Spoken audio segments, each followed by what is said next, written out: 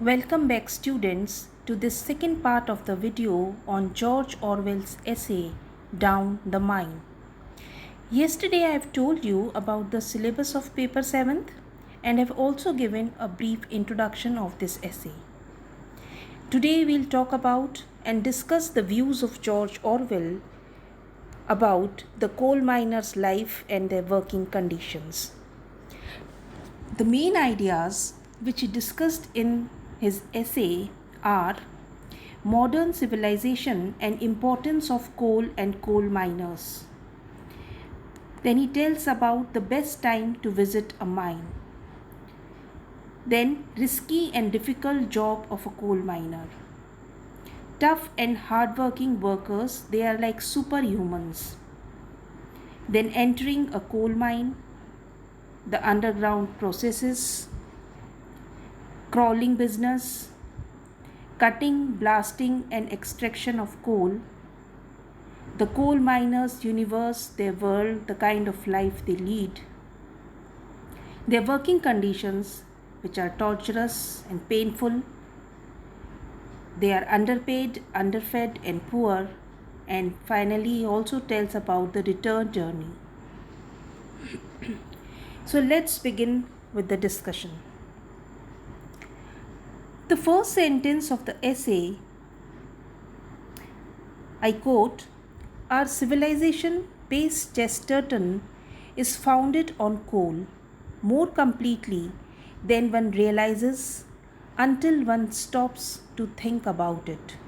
Unquote. In this sentence, the word pace is in italics and it is a Latin word which means in peace or no offense intended, or we can say with due respect. So here Orwell addresses Chesterton, the British writer G.K. Chesterton, who believes that our civilization was founded upon abstractions and contradicts his view with due respect and says that I don't intend any offense, but our civilization is not founded upon abstractions but on the hard reality of coal mining. So in the very first sentence, he emphasizes the importance of coal for our civilization, and he further says that coal miners are second most important class of workers after the men who plow the fields, that is, the farmers. Next, he tells us about the right time to visit a coal mine. He says that it is best to visit a coal mine when the fillers are at work. But this is not very easy because visitors are a nuisance when the mine is working, and so they are generally discouraged. But if you go at any other time, then you will come out with a totally wrong impression, because then you will not be able to get a true picture of what actually happens in a mine. What are its working processes, how the coal miner works, and what difficulties they have to face. According to Orwell, one should visit a mine when it is working, when the machines are roaring and the miners are doing their hard job. Orwell says that the atmosphere of a working mine is hellish. It's like hell, as most of the things one associate with hell are there. And what are they? There is too much of heat, noise, confusion, darkness, foul air, and very little space to move. One has to remain unbearably cramped. Next, Orwell says that the job of a coal miner is very risky and hard, that getting there is a job in itself, and the miners have to crawl through the last line of pit props. They have to walk on all fours to reach the coal face. He tells about the conveyor belt through which coal is transferred, and how the miners work hard using their shovels in such cramped spaces. So it's a kind of a superhuman job, very tough job that no ordinary person can do. The workers in these mines, they are of any age up to 60 or even sometimes 65, and they have to work hard for 7 and 7.5 hours with practically no time off. And they all look alike, black with cold suit. They hardly got 15 minutes time to eat their food, which was neither sufficient nor nutritious. They remain underfed and work hard for hours. If once you enter the coal mines and see the miners at work, you will never forget the scene.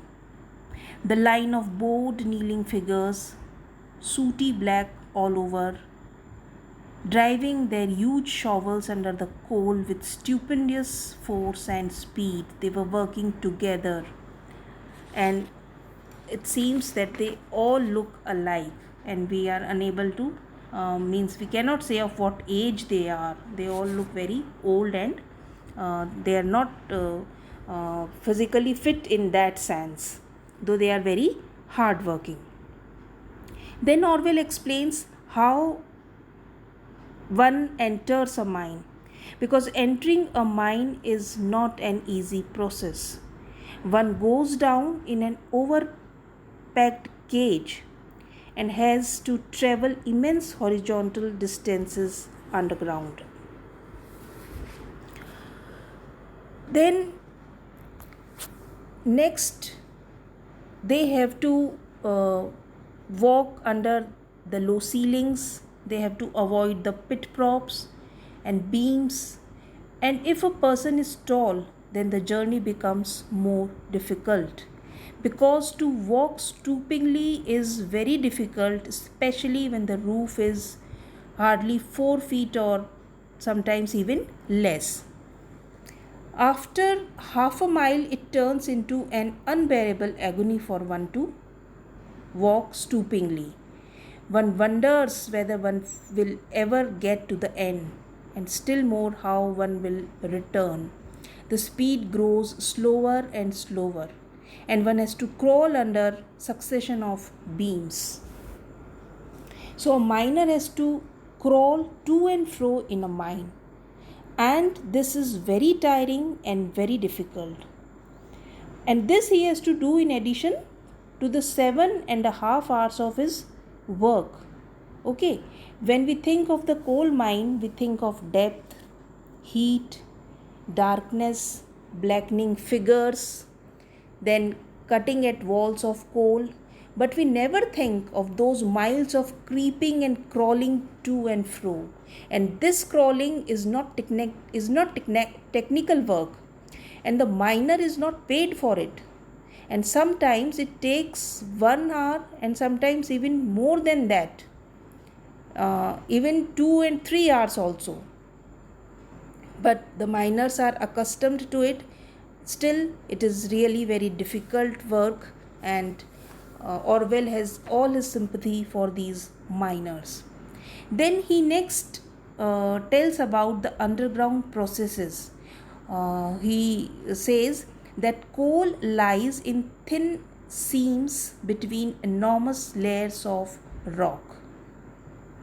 And so the process of taking out coal is like scooping the central layer from a Neapolitan ice.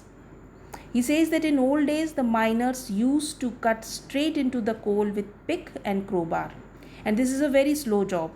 But nowadays the preliminary work is done by an electrically driven coal cutter, which moves backwards or forwards on its own power. But the noise it creates is very awful and sends forth clouds of coal dust, which makes it impossible more than 2 or 3 feet to breathe. The machine goes along the coal face, cutting into the base of the coal and undermining to about 5 feet or 5 feet and a half. Then it has to be loosened with explosives, A man with an electric drill bores holes at intervals in the coal, inserts blasting powder, plugs it with clay, goes off the corner if there is one, and touches off the charge with an electric current. And this loosens the coal. It does not bring it out, but when the charge is too powerful, it not only brings the coal out but brings the roof down as well. So, after blasting, coal is broken. Then it is loaded in the form of boulders. And the three operations of cutting the coal, blasting, and extraction are done in three separate shifts: the cutting in the afternoon shift, the blasting at night, and the filling in the morning shift. Orwell says that the process of coal extraction can be watched only for a short time, and the fillers do this work with great difficulty and putting great effort, and that a miner's job is beyond his power. He cannot even imagine doing such a work. For him, they are like superhumans, they are like steel man. They can work under such circumstances, and it is beyond his imagination ever to work like them. He says that he is not a manual laborer, but he could be a tolerable road sweeper, or he can do some kind of gardening, but even a 10th rate farmhand, but he cannot become a coal miner, because this work would kill him in few weeks only. And this realization makes him sympathize for these hard working miners. So students, this is all for today, and tomorrow we will further read the conclusion of the essay and discuss about it, the main points, and do the analysis part of the essay. Thank you.